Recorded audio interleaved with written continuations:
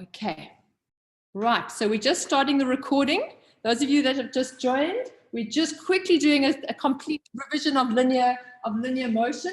And we talked about if we drop this ball, how far it would fall in 1 second, 2 seconds, and 3 seconds. Okay, so that's just recapping last week. Last week was the linear motion, and we talked about how fast. Every second the velocity changes by 10 meters per second, so it would be after 1 second, it would be 10 meters per second, 20 meters per second, 30 meters per second, and we used the how far method to work out how far it will fall in 1 second, after 2 seconds, and after 3 seconds. And the important point there, guys, is that we are not using equations of motion. Okay, you can see that we got to this reasoning just by conceptual reasoning, not by plugging into equations. So although the textbook does use this, we're not using this in our approach. We want you guys to think conceptually. Okay, so now we've got the case of the ball being dropped. Okay, so now what would happen if instead of the ball being dropped, we could throw the ball horizontally? Okay, and we could turn off gravity. So imagine there's no gravity. So we throw the ball maybe with a velocity of, say, what should we say, 10 meters per second. We throw the ball. Okay, what's going to happen? After 1 second, the ball will be here. After 2 seconds, the ball may be here. After 3 seconds, the ball may be here. Okay, if we could turn off gravity, can you imagine that? If we could turn off gravity and we threw the ball with a velocity of 10 meters per second, it would just keep going at 10 meters per second. Why is that? Because there's no force. If we assume there's no air resistance, there's nothing acting on the ball, no force acting on the ball. So it keeps going at a constant velocity. So this is what the ball would do if we could turn off gravity. But we know we can't turn off gravity, right? So after 1 second, the ball is not here. The ball has fallen as if it would fall after 1 second. The ball would have fallen somewhere here. Okay. After 2 seconds, the ball would fall and be somewhere here. After 3 seconds, the ball would fall and be somewhere here. And so what we get is this what we call this projectile, this parabolic motion, this projectile motion. Okay, and the important point is that these two components of motion are completely independent. So the ball is dropping, but at the same time, the ball, there's more people arriving, good. At the same time, the ball also has a horizontal velocity. So let's look at these velocities again. So at this point, we said the velocity of this ball would be 10 meters per second. Over here, the velocity of the ball would be 20 meters per second. And here, as it hits the ground, the velocity of the ball would be 30 meters per second. So every second, the velocity is increasing by 10 meters per second. What about here? Well, every second, the velocity in the horizontal direction is just going to be the same, isn't it? Because there's no acceleration in the horizontal direction. So that's just going to be constant. And it's not changing. So that's the important thing. There are these two components. There's the vertical component of motion and the horizontal component of motion, and those two are independent of each other. What joins them together is the time. The time is the same. So after 3 seconds, the ball would be there. There's no gravity, but in fact, because there is gravity, the ball would have hit the ground here. Okay, I think Prof. Madjoe, you're going to take over from there, just like an overview. Basically, just talk about how the horizontal distance. We spoke about that. Yes, good. Okay, so let's look at the horizontal distance. So how far will the ball go in each of these seconds horizontally? So let's say it goes 10 meters per second. That's its velocity, and its velocity is constant. Okay, so how far will it go? After 1 second, it will have gone 10 meters. After the second, it will have gone 20 meters. After the third second, we've got 30 meters, right? Because its velocity is constant. So every second it covers the same amount. And you can see that the spacing we've drawn that is identical. It covers the same distance every second. Whereas in the vertical motion, you can see every second its velocity is increasing by 10 meters per second. And so every second, the distance it falls increase. We said that was 5 meters. After 2 seconds, it fell 20 meters. After 3 seconds, it fell 45 meters. So every second, the velocity, the amount it falls is increasing. Okay. Anything else we want to emphasize there? I'm going to hand over to Prof. Madjoe. We can maybe do Yeah. Launching at angles. Yeah, sure. Yeah, thank you, Prof. Marshall. I think the next important point for the people that's here, as well as the ones that's currently just viewing what we're busy doing, is to just emphasize what Prof. Marshall said, that we have velocity, we've got motion in 2 dimensions. Up to now, we focus on 1 dimension, either up or down, but now we have 2 dimensions, and that's why it's called projectile motion, because a projectile, if you think about a golf ball, if you're going to throw a stone, if I should throw this to Prof. Marshall, then obviously it will move as a projectile. It will get out of my hands, move upwards like that, and then land back into a hand. You know, that's a kind of motion could follow. So most of the time, then this is what we call projectile motion. If one should then start off at this point, and if that was Prof. Marshall's hand, then it basically means things will normally, if you throw things upwards, you're going to throw it up at a certain angle. I'll talk about it a little bit just now. It's going to go up, and then it's going to reach some highest point, and then afterwards it's going to come back, perhaps just at that point. Okay, so this is basically what's known as projectile. Okay, and it refers to, so this is upwards, let's just call it the vertical motion, and this is horizontal motion. So the 2 important things that we're looking at is mostly, if you're going to talk about the distances, then we're going to ask if somebody should throw something upwards at a certain angle, and it will go a certain height. So most of the time, these are the kind of things that we will ask you. If somebody throws this up at a certain velocity, what's the maximum height? How high would it go? It's the same like if you think about an ordinary object, that if you would do it in 1 dimension, you throw it upwards, it's going to go up to a certain point and then fall backwards onto your hand again. Just if you throw a stone or anything upwards like that. But the big difference with projectile motion, not only throwing it upwards, but you're also giving it a little bit of velocity in a certain direction, in a horizontal direction. And the most important thing is in this direction, horizontal direction, here we throw it at a constant velocity. So there's no acceleration here.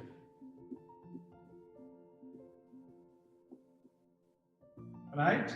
But if you think about this one, of course, if it goes upwards, here we have gravity being 10 meters per second every second. Okay, so that's the reason why it actually goes up, and something else is pulling it down. It first decreases the speed when it goes up to a certain point where the speed up here and the vertical speed will be 0, and then it will come down again. Okay, so those are the 2 types of motions that we have, and all our questions will relate to this kind of projectile motion. Now, I saw on the chats, the biggest question that people ask and what they were confused about was the 3, 4, 5 triangle. How does that work? And if you know Pythagoras, then you'll quickly figure out it's actually quite easy to do that, because let me just quickly go and try to focus on part of that.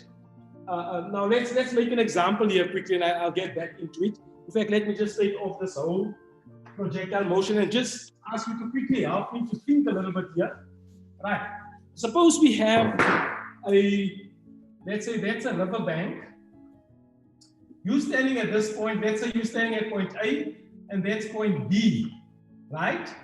And you would like to cross a river. Now, if it was a swimming pool, that would have been easy, because in a swimming pool, what's the big difference between a river and a swimming pool? Just, I know you guys will type it out there quickly, but what's the big difference if you have a river? Right, the river flows, while a swimming pool, the water's standing still, right? So it's easy if you want to go from the one end to the swimming pool, you dive in and you swim across to the other end. It all depends on how fast you can swim, and that will be kind of where you're going to end off. You're going to start off at point A, and you're going to end off at point B. If this was an ordinary swimming pool. But now you have an interesting scenario. You want to cross a river, but the river is busy flowing at a certain speed. And obviously, depending on the speed of the water, it will, if you say you want to get over to that point, and if you start swimming, instead of getting over to point A, let's say you want to go from this point and we'll just make an example quickly. Suppose we say you normally swim over at a speed of 3 meters per second, right? Suppose that's the speed that if it was a swimming pool, we'll go from point A to point B in 3 meters per second, right? But now you have a problem with the river because the river itself is flowing, and here the water is moving quite fast. And let's say it's flowing at a speed, let's call it the horizontal speed of, if you say that's vertical, that you can swim. The horizontal speed is 4 meters per second. That basically means now you need to take two things into account. You want to get to point B, but where will you most likely end off? If you start swimming in a river that's flowing like this, and it's not a swimming pool, you start swimming, what will most probably happen to you? What do you think the river will do? It's going to displace you in a different direction. So the water will literally push you over, so that when you're busy swimming, in the end, you're going to find out you end off here at the point C. Okay? And what's interesting with vectors, you can add that as your speed. And here you know the horizontal speed or velocity of the water is 4 meters per second. And you can now go and figure out more or less where you end off. Okay? And it's easy because if you use this now, if that's 90 degrees, then we can make use of Pythagoras' theorem to figure out what will be the speed that you will actually have in the river, your combined speed in a sense, okay, which will be from this point to that point. So you will be displaced to point C, and you will have a certain combined speed. And we normally call this combined speed, we call it your resultant. You'll have a resultant velocity, okay? And for the people that did science at school will know that when we add vectors, we need to add the two components, okay? So, and it will mean that it will be displaced at a certain angle theta. This is the angle of displacement. Okay, now we can make it very complicated and work with sine theta, cosine of theta, the tan of theta, which you guys will most probably know and can figure out quite easily. But let's just quickly work it out in a simplified way, okay? Just as an example, okay? Let's say for argument's sake, if you want to calculate the resultant force, if somebody should give you something like this, 3 meters per second, and they gave you 4 meters per second, okay? It is a little bit bigger, let's put it there. Okay, and they ask you what is the resultant from this point to that point, and I'm sure you can work it out because this is at 90 degrees. From ordinary maths that I think you've started off, most probably did grade 9s, the people in the class say. So it's something you've done a long time ago and people used all the time. You can quickly work out this will be, is the resultant is equal to 3 squared plus 4 squared, which is 9 plus 16, which is 25. So r squared is 25. So the r would be the square root of 25. And we know 25 is the square root of 25. Everybody should know that by now. That is about 5. Okay. So in this case, you work out using Pythagoras' theorem. You work out what will be your combined speed. It will be 5 meters per second. Okay. So if you would go in a river and you want to move from, and you can swim at 3 meters per second, water is going at 4 meters per second. That means you will move from this point to that point, and your resultant or your net speed would be 5 meters per second. Now, the other part is just the angle. Now you can go and work it out with the sine of theta and the cosine of theta. I'm not going to do that too much, but just to say normally for a 3, 4, 5 angle, you either have 37 degrees, 36.9, but okay, let's make it 37 degrees, or you have 53 degrees because it must work out 90. So the question is always that you have to figure out is where do you think in total this is 90 degrees? One is 37 degrees and one is 53 degrees. So the way that I normally figure it out for myself, if I'm really stressed and I need to do things, I ask myself in terms of this, because here you have a 3 and you have a 4, and here you have a 3 and a 4. So if you look at it, the angle, which angle will be bigger? The angle opening up like here, so that you have 4, or the angle opening up so that you have 3? Which one do you think will be the bigger one? The one that opens up where you have 4. So here you'll most probably have 53 degrees, and you'll have 37 degrees there. Just in terms of that, I don't want to go into sine or theta. You guys can go and do that. I think the book explains that quite nicely. But just to say, if we give you a 3, 4, 5 thing to figure out, then you'll most probably see 37 or 53 degrees, just to explain to you what we meant with the 3, 4, 5 triangle. That's normally where you either have 37 degrees or 53 degrees, and it's easy to figure out what will be your net speed. Okay, I'll get back to some of these examples. Sometimes you have this, instead of it being 3, 4, 5, you might have 6, 8, 10, because everything multiplied by 2, or you might have 3 times 3, that might be 9, 4 times 3 might be 12, 5 times 3 might be 15, but it's still 3, 4, 5, just with something multiplied with a 3, 4, 5. That's what we mean with a 3, 4, 5 triangle, and just then to figure out how you get your different angles. Now, the one thing that's nice about projectile motion, I think it came in one of the practicals that you guys have to do. I think the submission is a little bit later.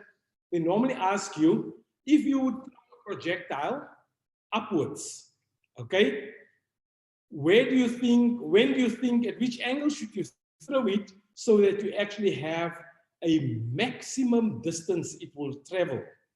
Okay, and that's another interesting one. But let me just also show you this one very, very quickly before we do actual examples. If you should take this off, okay, suppose we made this 3 and 3, right? Suppose this was 3 meters per second, and the river is also 3 meters per second, then obviously the angles will be different, because this is the same, that is the same. And who can quickly tell me what do you think the angles will be?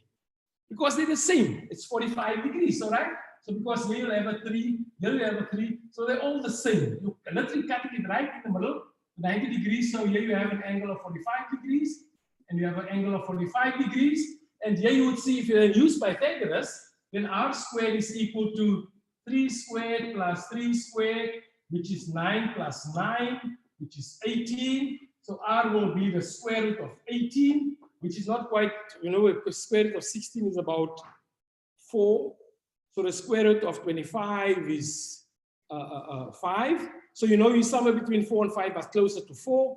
So I don't have my calculator with me, but I'm sitting here with people that I know that knows the angles quite well, and they said it's 4.24 to be very exact. Thanks, Mandile. 4.24 meters per second. All right, so you can do this in your calculator, and then you get, if it's like this, then your resultant here would have been 4.24 meters per second. And listen, this is not a 3, 4, 5. This is an equal one. It's 45 degrees. And you'll see that. Please go through the sketches in your book, or in that section we gave you. I'm just trying to see which page it is. But on page 214 in your notes, I'm not sure if this will come up clear because it doesn't quite look that clear. But on page 214 in your notes, you're going to see they actually show this.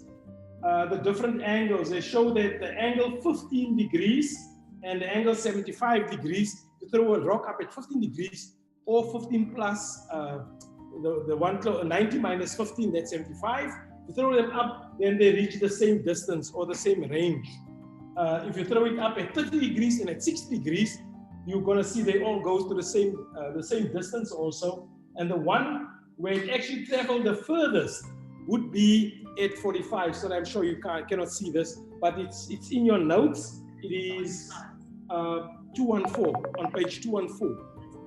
It's in the slides also. So you're going to see a projectile. If you want to get, so literally it says that if you're sitting with a stone in hand and you want to throw the stone the furthest, then you need to launch it exactly at 45 degrees and it will travel the furthest. The range will be the furthest. We actually call it the range.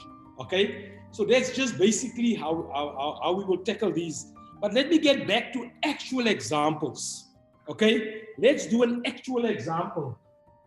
Let's take a golfer, right? And now we're going to say there's a few things we're going to know about this golfer. Let's make an example. I'm quickly trying to think of an example. while I'm here now, but okay. Suppose here's your ball for Tiger Woods. I'm not even going to try to draw Tiger Woods. We know he's very good, although he got hurt in a car accident recently. Right? So Tiger hits this ball, right? And since he's Tiger Woods, he's very good. But you know, this time he decided he needs to get it not too far. So he's going to use the 3-4-5 method. So he hits it, and let me just see who are clever people in this class. Let's say he hits it at a real, very good speed. This is now the speed in the actual speed. He hits it at something like 10 meters per second. And here we know he hits it at an angle of 53 degrees. Now I quickly need to see if people can help me now, because this is going to be quite crucial. If I would give you 10 meters per second as his main initial speed, remember now I give you an actual vector. It's a 10 meters per second. It's going at 53 degrees. I mean, the angle at which he hits it is 53 degrees. Now I ask you, and it's a very difficult question. I ask you a few questions. I ask you, how high will it go? And I also ask you, how far will it go? So you need to work out the height and you need to work out the range. Now, this is normally for any physics student quite a challenging problem. But if we try to simplify it like Prof. Marshall say, and we use all of the simple ways of explaining it, we know G is 10 meters per second every second. So these are the things that they give you. But that basically means you can go and work with this problem. Since it is 53 degrees, let's quickly see if you guys can help me with the triangle. Let's just draw the triangle before we continue on that side. So it's 53 degrees, that's what we have. 53 degrees, that's the resultant velocity, right? So we know now it must be what type of triangle. If it's either 53 degrees or 37 degrees, what type of triangle are we talking about? 53 degrees or 37 degrees? It must be a 3-4-5 triangle, right? So it basically means whatever we're going to do, we must apply 3-4-5, okay? Now if this was a 5, that would have been easy, but this is now 10. Almost sounds like 5, but not quite 5. Right. The guys that's sitting here, you guys now need to help me quickly. We need to have two types of velocities. Here we're going to see upwards, we're going to have our vertical velocity. And in this direction, we're going to have our horizontal velocity. Is there anybody here that can figure this out? This is now really tricky. How will you do it if it's 3-4-5? I thought, so it's opening up bigger, it's 53, it's not 37, 37 sits out here, right? But it's opening up bigger in which direction? So if we have to do 3-4-5, where we give you the bigger angle, what do you think will be on the side where it's biggest? If it was 3-4-5, then you would have had, right? So what do you have for the 3-4-5 triangle? Or let's call this 3-4-5, let's multiply by 2. Let's make it a 6-8-10 triangle. I'm giving a hint here. Well, yes, you can tell me, because now you know there should be 3, 4, and 5. I saw some people explaining very complex ratios, but I'm just trying to think from the sketch. If it was a 3-4-5 sketch, remember the 3-4-5 sketch I had? If this one was 5, and this one was, if this is the bigger angle, in this one I'm literally doing 53 degrees. If this one was 5, which one will move up? So we have 5, there should be a 3 and a 4 somewhere. So where do you expect to see the 3 and where do you expect to see the 4? This is vertical and this is horizontal. Which one will be the bigger one? Opposite the 53 degrees, it's opening up bigger, right? So between 3 and 4, which one is the bigger one? Okay, it must be 4. So that's 4. So that means the 3 must be there. Remember, you can go and work this out with sine theta. How do I always say? V vertical is equal to, is now the sine of theta, the cosine of theta. I can't even remember even. One of the two. One is, I think sine is normally upwards and horizontal is the cosine. I don't want that complex stuff. You guys can figure it out. That's the point we're trying to make with all these things, 3, 4, 5. Right? So that is 5, that where it's bigger, it's 4, and then there's 3. So this is more or less what it will look like. Anybody? Sorry, I didn't check the chat, Prof. Marshall. Can anybody help me? Which one do you think we're going to get here? Let me remove my example from our 3, 4, 5. We have 10 there. We've got 53 degrees here. How much do you think there should be? People on the side, help me here. Good. Right, the guys out here they say 8. Very good. And 8 meters per second.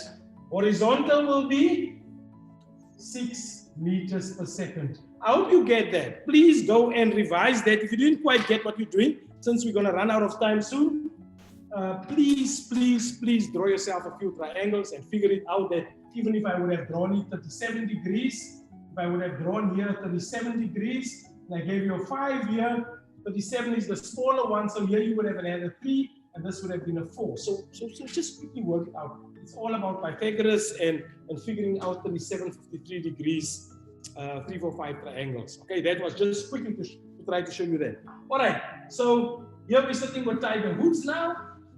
And that's what we're sitting with. So I think people get this now. So we can actually put values to this now, right? So here we're going to put down, we immediately have our horizontal velocity. And you guys said, since this is 3, 4, 5, then you guys told me that's 10 there. That's 53. It's opening up more that side. So this is equal to 6 meters per second.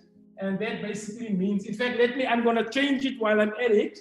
I'm very naughty now. I'm not going to make it 10, I'm going to make it 100 meters per second so that we work with bigger values, then it's going to be easier on us. That's 100 meters per second, this will be 60 meters per second. Okay, I'm just scaling it up. So here we can also see that upwards, V horizontal would be 80 meters per second. Is that okay? Prof. Marshall, is okay? V vertical. Vertical.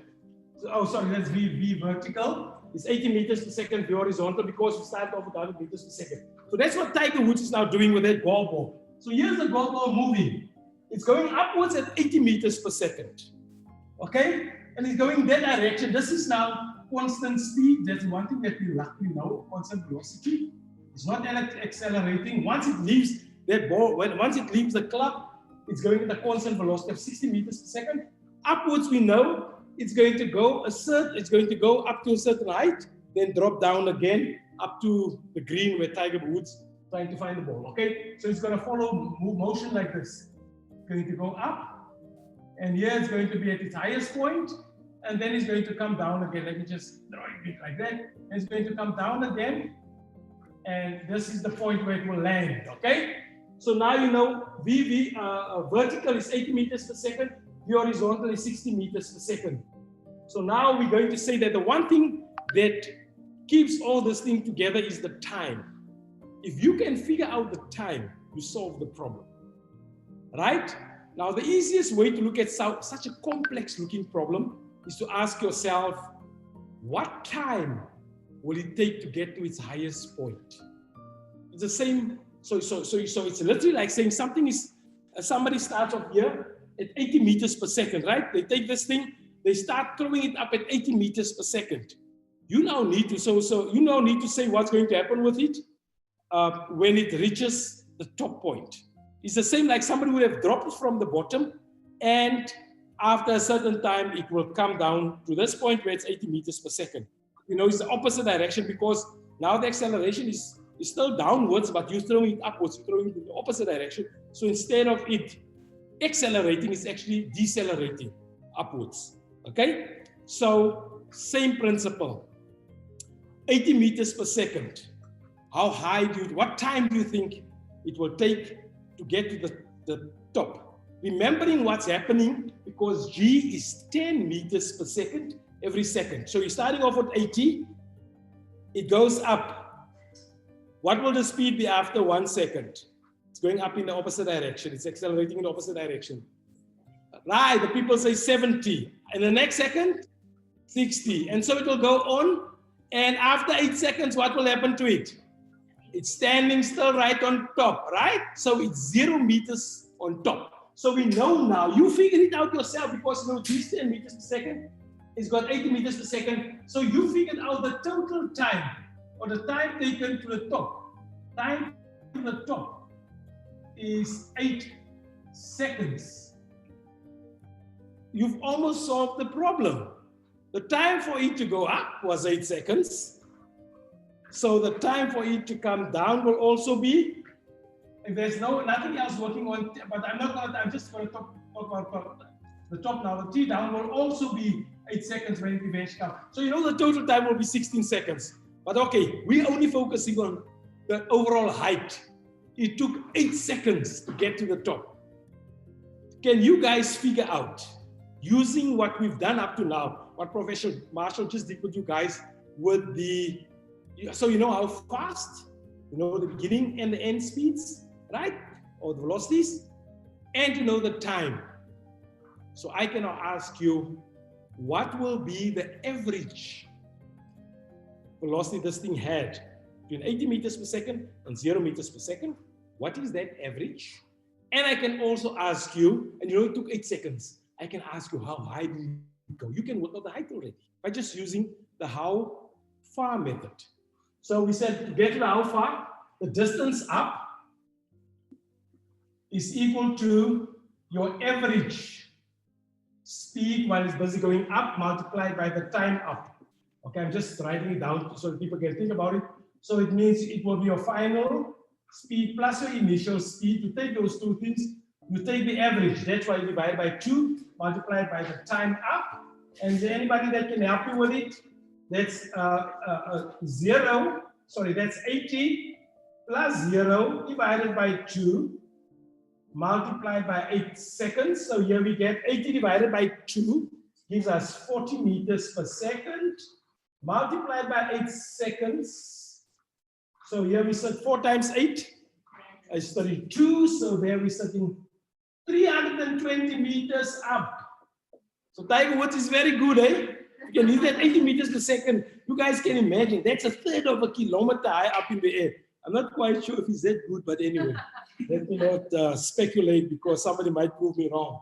Right, so it means it goes 320 meters upwards if it takes 8 seconds.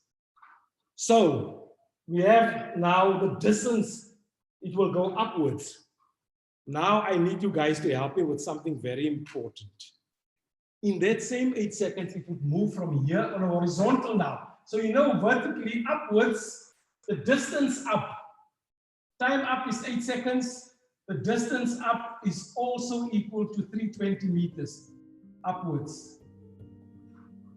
Right.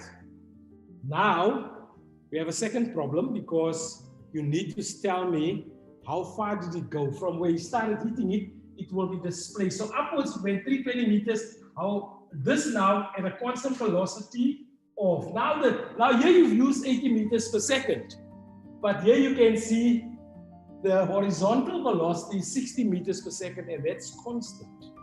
So can somebody tell me how far it would have traveled till it reaches its highest point? Exactly till at that point. From here to this point. Is there a way in which we can work out what is the distance it was displaced from here all the way to that point?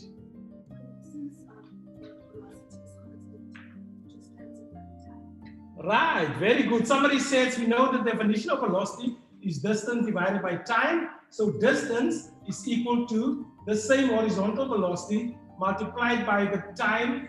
And in this case, it will be the same time it took to get up. It's the same time. It took 8 seconds to go up.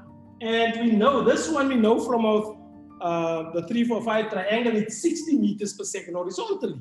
So it is 60 meters per second. Oops. Right, so here we have 60 meters per second multiplied by 8 seconds. 6 times 8 is?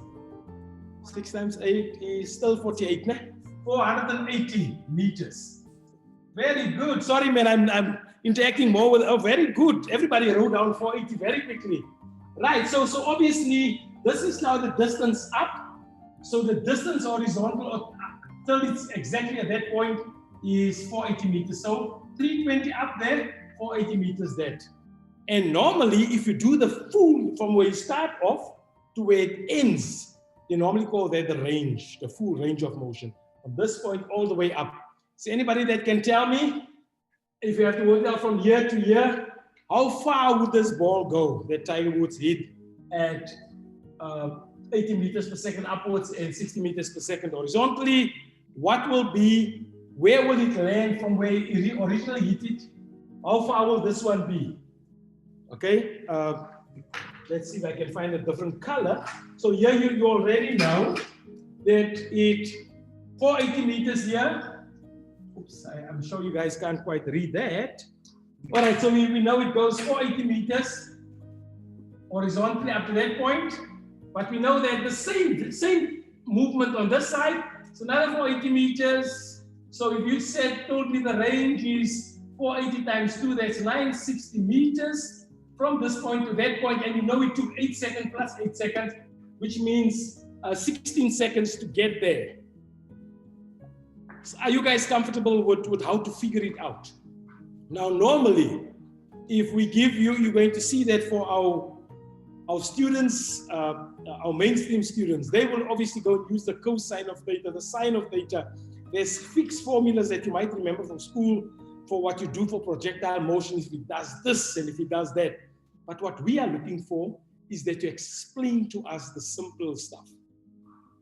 Basically, on a horizontal direction for any projectile motion, it's going at a fixed speed that we will give you, because once it gets hit, it will remain with that fixed speed. And remember now, we're making a few assumptions here that there's no wind at all while Tiger Woods hit the ball, which means there's no forces pushing it backwards. No wind. Obviously, you can think in your own head that there's wind, then it will, if the wind is going against the ball, it will go less than the 480 meters upwards, 480 meters up to a certain point. If it goes with the wind, then the wind will carry it a little bit further, even perhaps a kilometer, not 960 meters, even further. But we are ignoring the wind at this stage, all kind of other forces. We're just saying an idealistic system. This is what will happen to an idealistic system. Are you guys okay with this? Okay, this is just, if you understood the example I just made, then we can ask you anything in the test. All those examples, in fact, what you got in Canva, and I really hope each one of you guys go through the Canva examples. The examples, what I just did now, is exactly what we put on Canva. You get a situation where you have to work out the first part, right?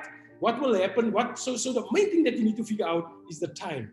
Okay, we're going to give you a vertical starting speed, and then you can figure out if I say the Tiger Woods hit it at 50 meters per second, the vertical component was 50 meters per second.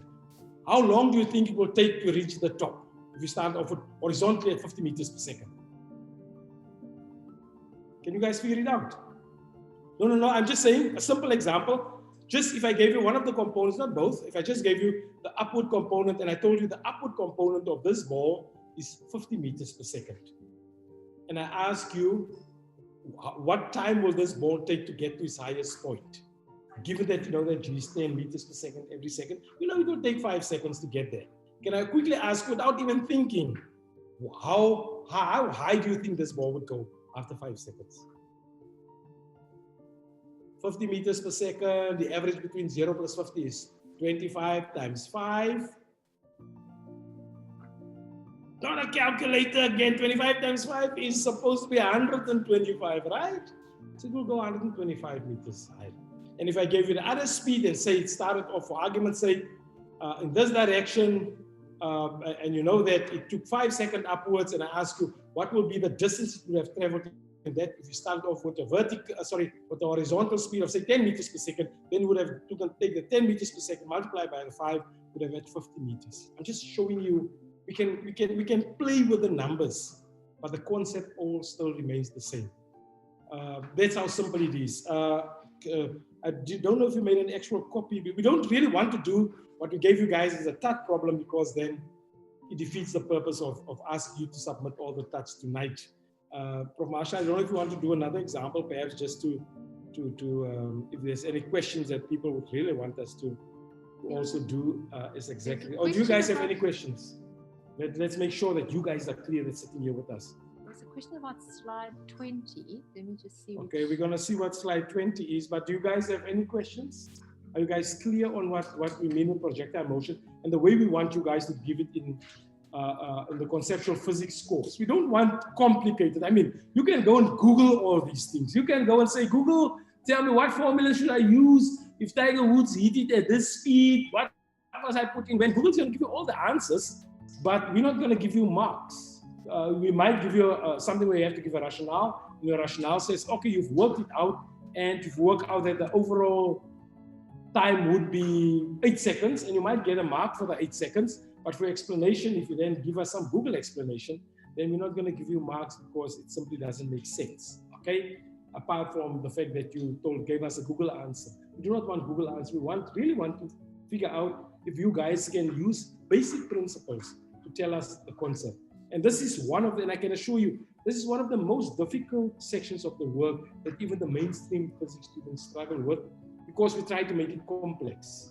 Obviously, if you go and you do pure physics, and in your second year, people will then get all these other complex things where we say there's other forces working on it, and hence it will become a little bit more complex. But for you guys, you just need to know upward motion, use the how fast and how far method, and in this direction, just use a constant motion, and then you'll be able to answer each and every question. Prof. Marshall, I'm not sure if there's another question. There that was a people would question like. about slide 20, but I'm just wanting to make sure the person who asked the question, is this the slide 20 that they had in mind? Okay, what does slide 20 look like? Slide 20 is this problem.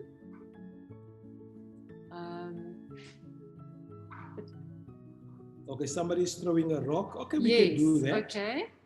Okay, let's look at the problem quickly. So they say that they didn't get the same answers in the thing, but let's look. All right, let's do the problem together, and I'll ask some of the students that's sitting here with us to help us with it. All right, so this is what the problem say, because you have to make a sketch also. Prof. Marshall, you wanna quickly just to hear your voice while mine is resting? Oh, okay. All right, so here's the problem. So a rock is thrown horizontally off a cliff at a velocity of 20 meters per second. So there, it's 20 meters per second is the initial horizontal velocity. What's the initial vertical velocity of this ball?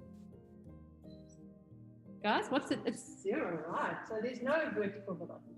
0. It's dropped from rest. Okay, right. Okay, and then it hits the ground 5 seconds later. So the ball does something like this, and it hits the ground 5 seconds later. Okay, so it takes 5 seconds to do this. Okay, and as Prof. Madjoe said, for all these questions, if you know the two components of motion, if you know the horizontal component and the vertical component, you can solve the problem.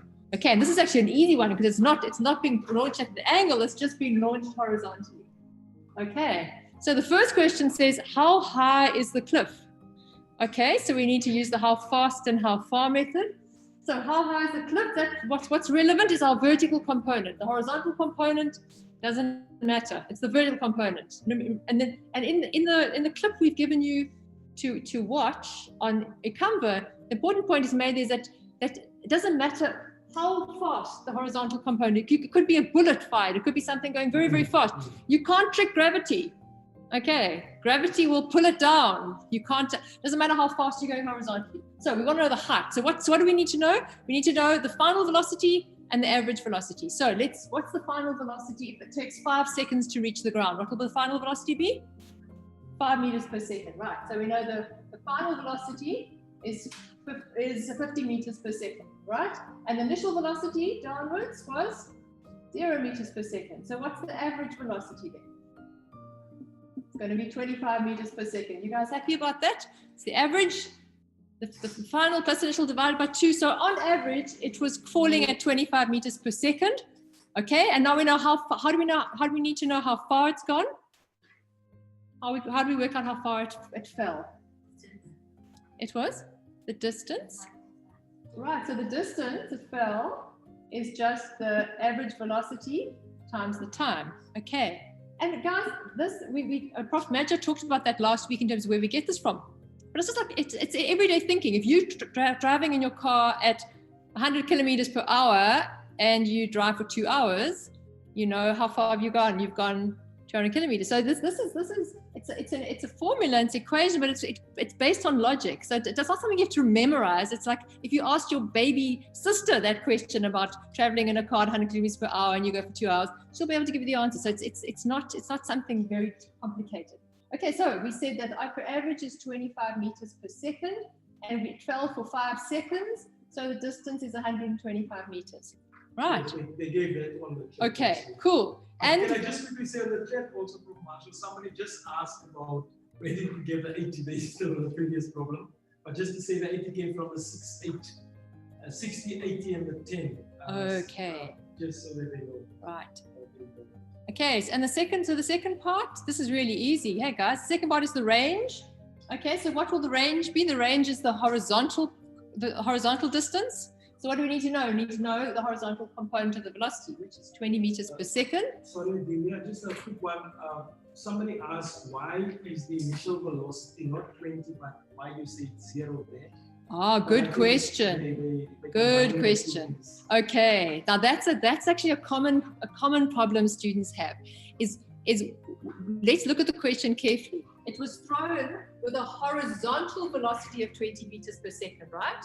Okay, so that's what I was doing horizontally. But if I throw this pen horizontally, what is its initial vertical velocity? Its initial vertical velocity is 0. I'm not throwing the pen down. I'm throwing it horizontally, but vertically, its velocity is 0, right? And perhaps you should write on VVI or something. VVI, yeah. Yeah, because I think they confusing VH and VI. Yes, so VVI, and this is the final velocity here, which would be VV final, right? VV initial. Does that make sense, guys? So always you've got to be clear about which components are you thinking about. So the person who asked that question, the initial velocity, the initial horizontal velocity is 20 meters per second, but the initial vertical velocity, which is what we're interested in if we want to talk about the height, now it makes sense. There's different velocity for horizontal and vertical. Yes, Kolekani, and you'd asked this question, and now you slide, so now it makes sense. Okay, so probably your question on that slide was because you probably wanted to take the initial vertical velocity as 20 and not 0. Okay, so that question's answered. Any other questions, guys? We've got a bit more time. Any other questions in the chat? Question B, I think was about. Oh yes, yeah. But I think the person answered the question said now she understands. But let's do it for everybody else. Okay, let's quickly. What's the range, guys? What's the range going to be? Do you want to put in the chat? What's the range? After 5 seconds, this ball hits the ground. What is this range here? How far did it go in the horizontal direction? So it's a horizontal direction. Someone said 100 meters. Why is that? Well, if you wanted to know about the range, then the component of velocity you're interested in is the horizontal component. Horizontal component is 20 meters per second, and it's constant. It's not changing. And it did that for 5 seconds. So the range will then be 20 times 5 is 100. Yeah, good. Lots of 100s from all of you guys there. Wow, I think you guys are really getting these concepts well. Well done. Any questions from the chat? Any questions from the room? We've now got 7 students in the computer lab, and it was so nice before the class just to see some people meet each other for the first time in the same program. It's really, that's also great. And so nice just to meet people face to face here. So next week, more of you are welcome to come and join us in the lab. It's really nice just to be able to meet some of you guys face to face. Any other questions or anything, Prof. Madjoe, you want to go through? We've got about 5 minutes left. Guys, any questions in the room? Yeah? No? Any questions on the chat? No? There's a section on escape velocity from Earth. Yes. Just to say that, if it goes fast enough, eventually it will leave Earth. That's a good idea. Yeah. No, that's a good. So there's that's the last little bit of the section. So we said here that it doesn't matter how fast you go horizontally, gravity is going to pull you down. But what happens is if you go fast enough, then actually, and it works out if you go about, I think it's about 8 kilometers per second. If you go about 8 kilometers per second, then if you go 8 kilometers, and obviously this will have fallen down, but what happens, you've gone so far that the Earth's curvature is actually starting to take shape. And so after after 8 kilometers, the Earth has actually fallen away a bit, and so this object won't hit the ground. It will keep falling, and so that's called that's the minimum. 8 kilometers per second is the minimum speed that basically the object falls to the Earth, but at that time the Earth is curved away, and so the object keeps falling. So basically a satellite is just something that is going fast enough, its horizontal velocity is fast enough that it keeps falling around the Earth. And there's a nice little example at the end about that. And satellites there's a little bit about different kinds of satellites. The moon is a satellite. The International Space Station is a satellite. There are geostationary satellites which stay above the same point on the Earth all the time for communication. That's what we use for communication. So reach that last bit at the end. It's not very complicated and lots of equations. It's just for you to understand that if something can be launched fast enough, it'll keep falling, but as the Earth curves, it'll keep falling round the Earth rather than hitting the Earth. That was really that last concept there. That's 8,000 meters per second. That's very, very fast. It's very fast. Yeah, 8. And there's some nice examples at the end about the International Space Station where you can actually also work out how fast the International Space Station is going per second. It's mind-boggling to think those people are whizzing around the Earth at an incredible rate. Yes. Sipamandla is going to ask a question. For the elliptic motion. Then there was also one called escape velocity. The one where it's 11 kilometers per second. Oh yes, that last section. The distinct difference between synchronized. Now we're not going to test you guys. I think I stated on that up to a certain page number. We said you guys don't need to worry about that because we're not going to that depth. Yeah. So and then I think we're not going to 10.3. That's fine. Yeah, so it's just circular 10.3 circular satellite orbits. There is also a section on elliptical orbits which we're not going to go into. So this so elliptical 10.4 we're not dealing with. Okay. Yeah. Kepler's law. And Kepler's law as well. Escape speed. They don't need to no, we don't need to do that as well. Yeah. So no, nothing. 10.4 onwards is not what we're going to be doing. Okay. Any more questions, guys? Please also note that on Thursday, what we're going to do is have a WhatsApp session because we found that doing the WhatsApp and the Zoom at once was really hard because we can't, the students couldn't participate in both. So if you still have questions, send them to your groups and then on Thursday we'll be live at that time to answer your questions. But if you've got questions, at all times, we're happy to answer. We may not respond at 11 o'clock at night straight away, but as soon as we can, we'll also respond to your questions. Okay. What time is tomorrow's session? I think we said 12. 12 is that your time? Is that your timetable time? Just check, guys. Also on the. Because I don't know if this lab will be open, but we will be around. So if this lab is open, we will be here for people that's around. If not, then you guys can we will do the note up to say where we will be somewhere. Okay, just those that are online. What is your timetable say? Is 12 o'clock a physics timetabled slot?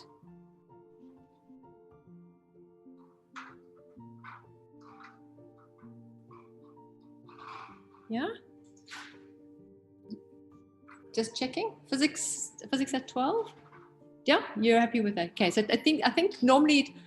For when, ma'am? It would be for tomorrow, Thursday at 12 o'clock. We think that's a slot that's on your timetable, so we hope you're not busy with another course then.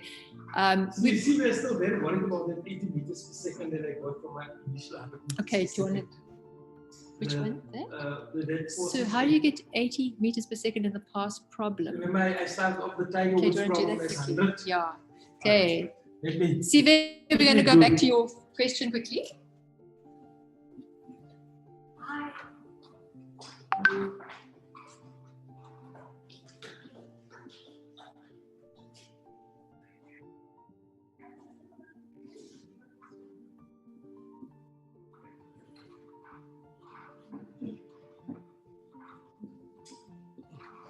Okay, this is just to make sure that Sive get what I was saying in the previous problem. Remember in the previous problem we said that tiger woods will hit it at 100 meters per second at an angle of 53 degrees. Now, if you do this, then you can quickly work out what is your vertical and your horizontal component because of the 3, 4, 5 triangle. But here we have a triangle that's 100 here. So in terms of 3, 4, 5, you can think about it like this. It was like this, 3 times 2, then you'll have 6, 8, and 10. Now you know, so this is like 10, okay? So it's opening up more vertically. So here you're going to get, if that was a 10 one, then this should be 8, it's another big one. So that's an 8 one, so that's 80 meters per second. I hope that Celia is getting this. And this one then should be 60 meters per second. Okay, this we took from the 3, 4, 5 triangle. It was a 3, 4, 5 triangle, like this. 53 degrees, that's 5. That would have been 4, and that would have been 3. But now this is 5 times 10. So 5 times 20, sorry, to get it to the 100. Also, 5 times 20, yeah. That's 100. So if you do here 4 times 20, I'm just scaling it up, that's 80. 3 times 20, that's 60. Okay, so it's still the 3, 4, 5 triangle at 53 degrees. I hope you got that, Sive. I just thought, let me just, in case there's anybody else that is still not sure where we got our 80 meters per second upwards. That means that was our vertically upwards, and that's where we got our 8 seconds also from. And this is 60 meters per second horizontally. It's all just interpreting the 3, 4, 5 triangle and getting it from that point. Let me see if there's more questions. 10 past 12 till about 1 o'clock start for physics. We're going to ask all the tutors to be available that time on WhatsApp, so you guys can actually try to do more of those problems. But please don't forget, tonight we're also looking for you guys to submit all your questions. Okay, any last questions from the class before we stop the session? Okay, let's start off here.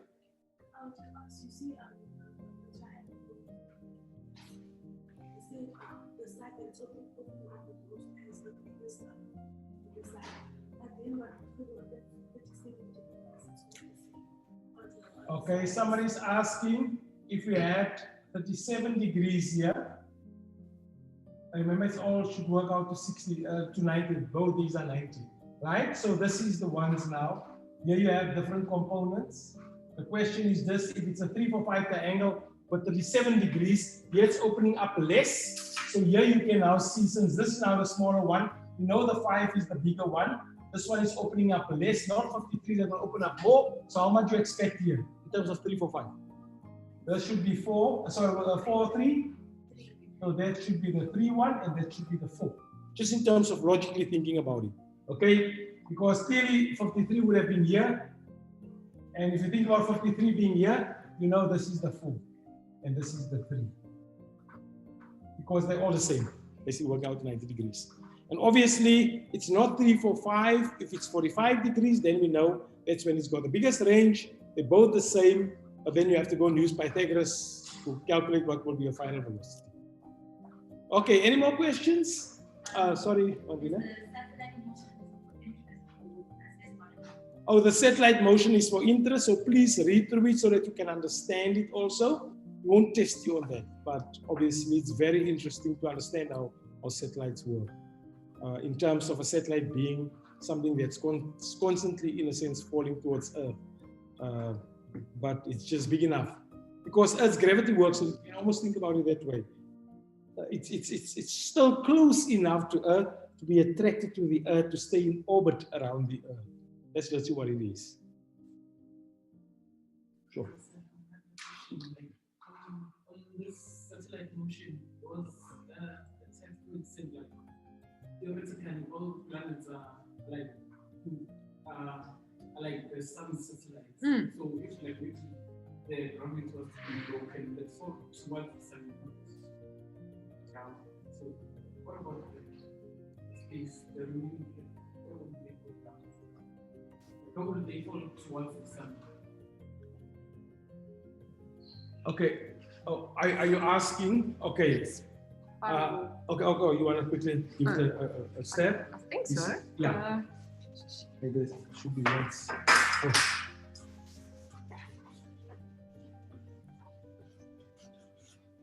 Well, basically, I mean, you try to understand the question.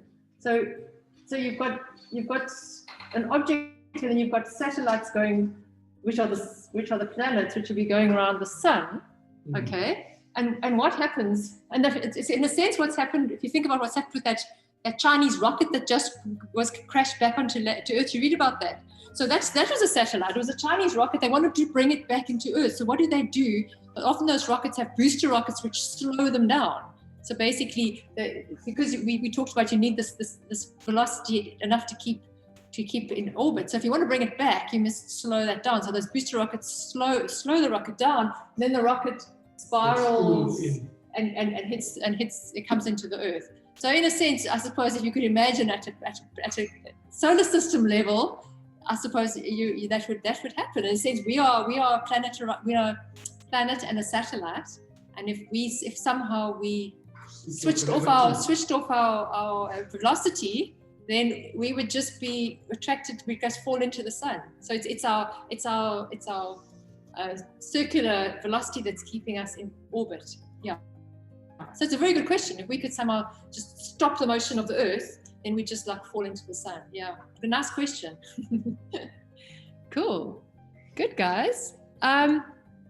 Okay. What have we got here? Question about permits.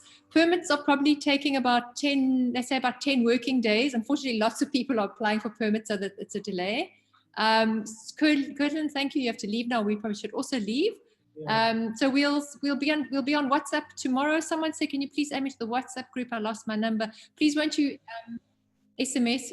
Won't you rather email me so we can do that? I think I just say, because all pages, there's 3 different WhatsApp groups. You can perhaps the people that's looking at us now. There's 3 WhatsApp groups for different groupings. Yes. In fact, in Kosinati, what you can do is you go back onto Canva, onto one of the first announcements. There were all the links for all the groups. So go to the announcements on Canva and all the information's there. That's probably the simplest. Yeah, cool. Okay, guys. Lekker, we'll see you on WhatsApp tomorrow and see you face to face next week. Great. Okay, bye.